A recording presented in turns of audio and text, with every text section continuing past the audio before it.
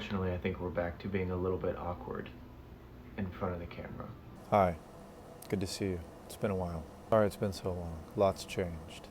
and I hope that a lot has changed for you as well. I haven't really had the chance to make a video in a really long time, 2 months, as you saw. Sorry if that intro was a little bit long. It's just the only way that I could think of to put what's been going on into a format that isn't incredibly boring. So I hope that you got to see some of that. 2 months ago, Sophie's family came in to come and see us.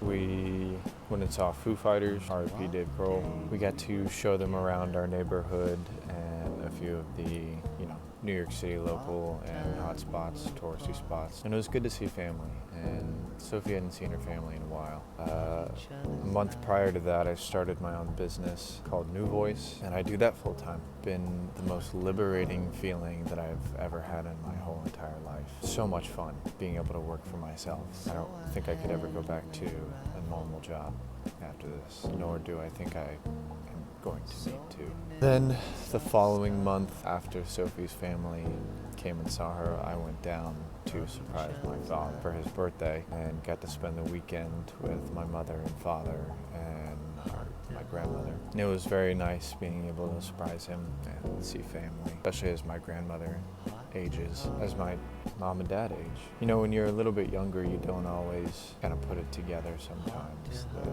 they're getting old too, and that this is their first and only life, just as it is your first and only life. They feel just as many emotions as you feel. Kind of hard to think about that when you're super young. I think that as I've gotten older, especially this past year, if not these past few months, really started to progress in terms of personal development. And I think that one aspect that a lot of people our age, so 24, 25, 26, don't really talk about that much is this feeling of guilt.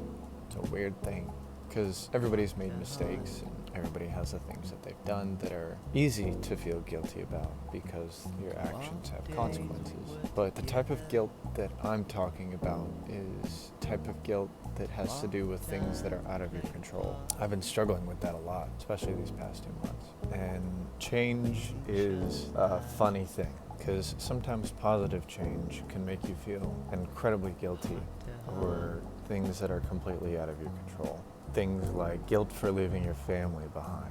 You've moved hundreds or thousands, or maybe even across the world, hundreds or thousands of miles away. Guilty about chasing your dreams or an opportunity. And you start to feel guilty about friendship. That's a big one. Friendships that just didn't work out. Maybe they didn't even end in a bad way. Maybe there was no big blow up or anything like that, but we're at the point now in our lives where sometimes you do just grow apart from people. Maybe you thought that they were going to be in your life forever, and they're not. And maybe you're the person that did the growing apart. It's really hard to deal with when most people just want stability, whether that be with themselves and who they are, or their financial stability, their character stability, or the people that they surround themselves in. I think all of it stems from wanting to be secure. And it's hard because you start to feel guilty about everything that you do, everything that you enjoy, everything that you don't enjoy. You start to feel guilty about doing the things that you like because maybe other people don't get to enjoy those things as much as you get to. Feel guilty about the work that you do because other people don't have the opportunity to do the work that you do. Or you feel guilty about not doing the work that you love.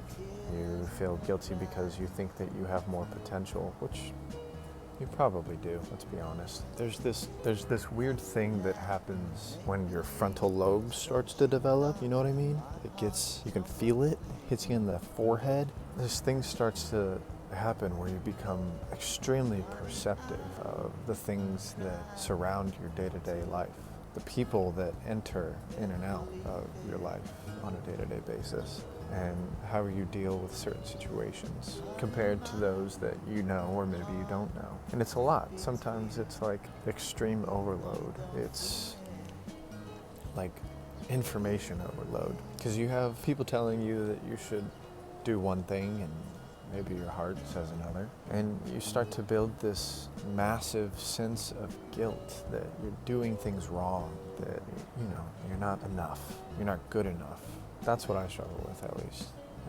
And maybe you don't feel that way, but I'm willing to bet that a good portion of you probably do.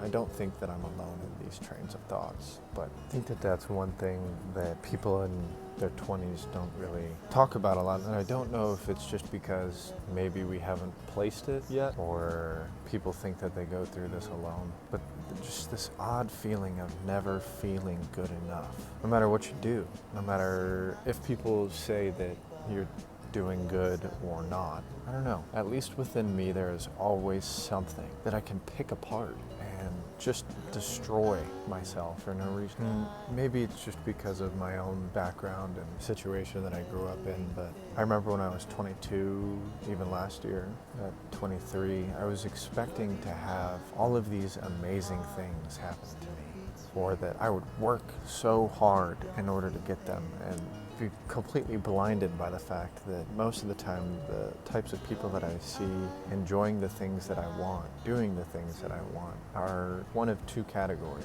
One, they're 30 or 40 years old. They didn't have these things in their 20s. Or they come from extreme amounts of wealth, and I was not given that opportunity. And I don't blame anybody for not giving me that opportunity. And I'm willing to bet that most of you are probably in the same boat. And it hasn't been until recently that I've just stopped caring about that. There's no need to. It's not productive. It doesn't get me anywhere. I can't feel guilty all the time for not being where others are because of their certain situation or my certain situation. And you can't do that either. But what I do know is that I want to see the people that I care about most succeed. And I want to see the people that I love and care for have the ability to chase their dreams. And even people that I don't love and care for, complete strangers, I want them to be able to chase their dreams and accomplish them. And if I'm able to get to a point where I have even a chance, just a chance, to see that happen or help that become reality for them, then I want to do that. I've become almost obsessed with the thought of trying to be the best possible version of myself.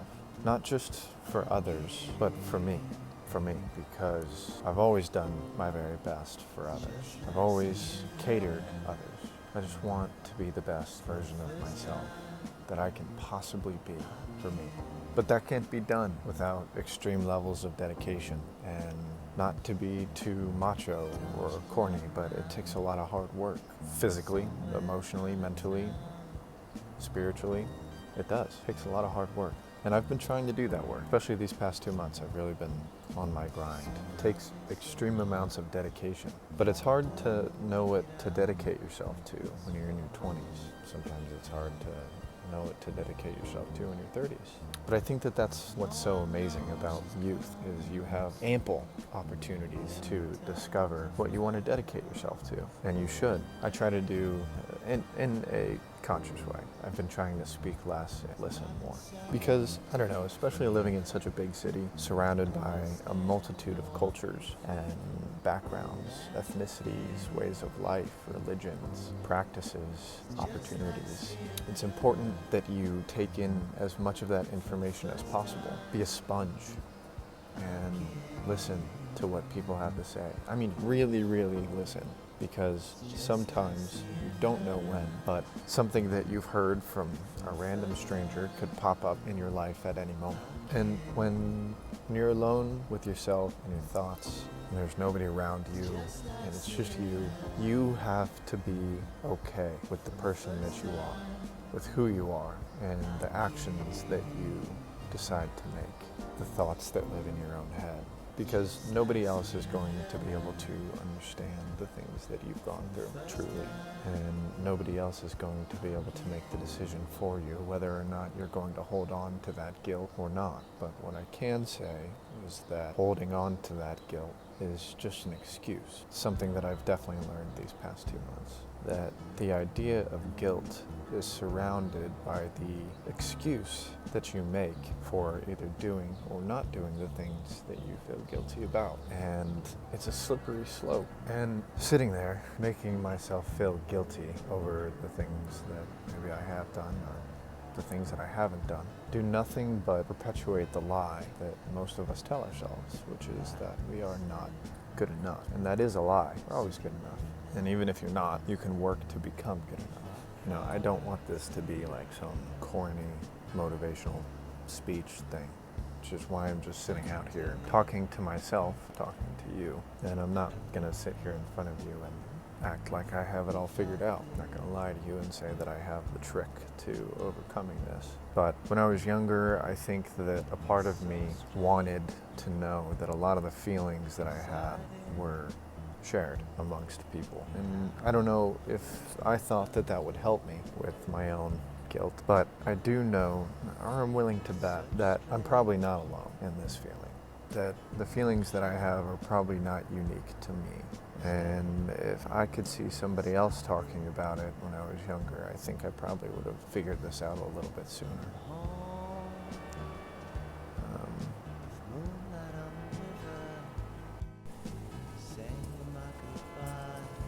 I feel like really my main reason for making this video has been kind of like what I just said. The fact that when I was a little younger, I didn't necessarily have somebody to look up to or some sort of role model. And I didn't really have these things told to me. And, if I'm able to just reach one person, then I feel like I've done something worth doing. Yeah. I don't really have anything else that I really want to touch on. I just think that change is a natural thing, and with change comes a lot of guilt sometimes, and it can be very debilitating if you let it do that to you. And I guess my general plea for this video is don't let it do that to you. I don't know if this is just something that I've been thinking about recently because of the current state of where we're at in the world and what I hope the future looks like. And I think that having the ability to broadcast that to endless amounts of people in our generation, I just feel like the world right now is so filled with so many negatives, especially for people in our generation. I feel like there's just constantly something to feel bad about, something that we have to take care of, something that has been left to us by another generation. And at times it can be pretty frustrating. And I don't want to put the whole blame on a certain generation. I think it's just something that has kind of snowballed. And it's just sort of been dropped in our laps, kind of as a generation. And so I think that if I'm able to provide somebody with some sort of hope or positivity or chance to realize that things are going to get better if we just keep moving forward, then I don't know. I feel that that's all I need in my life right now. I mean, that's not all I need in my life, obviously, but it gives me some sort of purpose outside of myself, outside of what I want to accomplish. Because my family and the way that I was brought up was always to respect those around you. And everybody goes through different things. The person next to you is just as important as yourself. And I feel like at some point we've lost that along the way. And I don't think that that's our generation's fault. But I do think that it's our job to fix that or make it true and make it real and tangible, because we have the ability to do so. Anyways, I think I'm going to leave you with a quote from my favorite author, who I've talked about quite a bit, Albert Camus. It reads, "In the midst of hate, I found there was within me an invincible love. In the midst of tears, I found there was within me an invincible smile. In the midst of chaos, I found there was within me an invincible calm. I realized that through it all, in the midst of winter, I found there was within me an invincible summer." And that makes me happy, for it says that no matter how hard the world pushes against me, within me, there's something stronger, something better, pushing right back.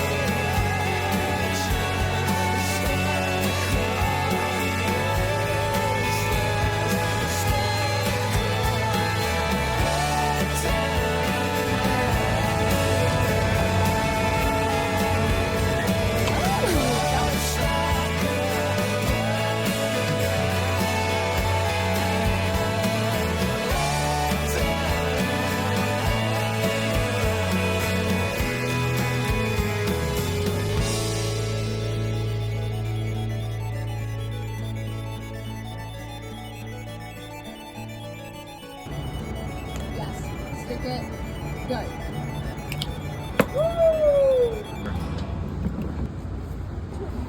10, 3. Woo! Nice. Word. It says he's